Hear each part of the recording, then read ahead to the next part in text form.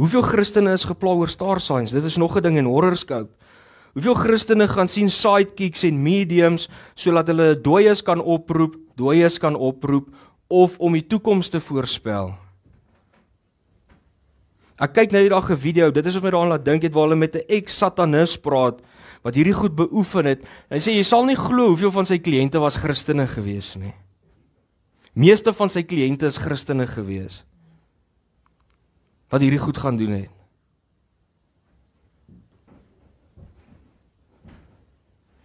Ek kan nie verstaan hoekom kinders van God altyd hierdie klomp gemors aanhang nie. Dis dieselfde as jy na mense kyk wat preek. As ek nou hier gestaan en gepreek het oor demone en gepreek het oor al hierdie kragtige goed wat hulle doen en hoe hulle mense verlei en hoe hulle werk, was hierdie kerk vol gewees. Want vir een of ander rede wil mense altyd sulke goed aanhang. As ek hier gestaan het en gepreek het oor hypergrace en vertel het julle kan lewe soos wat julle wil, julle is vergewe, was hierdie kerk vol. As ek julle vertel het dat Jesus Christus jou gaan ryk maak, hy het arm geword sodat jy ryk kan word, daai vers uit konteks uitdruk, was hierdie kerk vol gewees. En ek kan nie dit verstaan hoekom dit gebeur nie. Maar sodra ons 'n gesonde leer gee, kyk jy na 'n kerk wat 'n gesonde leer gee, dan hardloop die mense weg.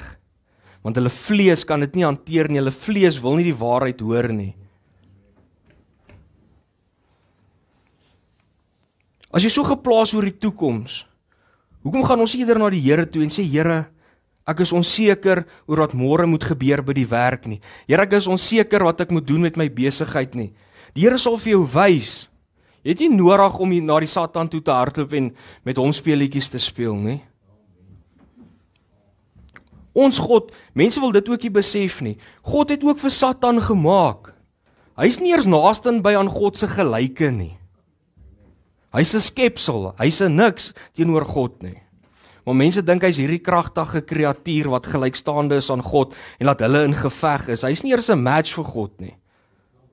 Hy's klaar oorwin, maar mense wil sy goed aanhang plaas van Jesus Christus se goed aanhang.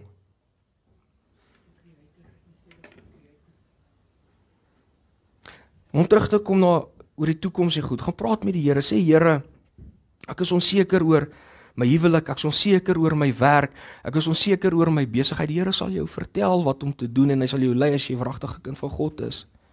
Maar jy sien die probleem is ook, ons is ongeduldig. Ons wil nie wag vir God se perfekte tyd nie, ons wil alles ryp druk in ons eie tyd, want ons dink ons is slim. En dan backfire dit gewoonlik op ons. Mense se doen en late maak saak hier op aarde. Jy moet besef, hierdie hypergrace mense lieg vir jou as jy dink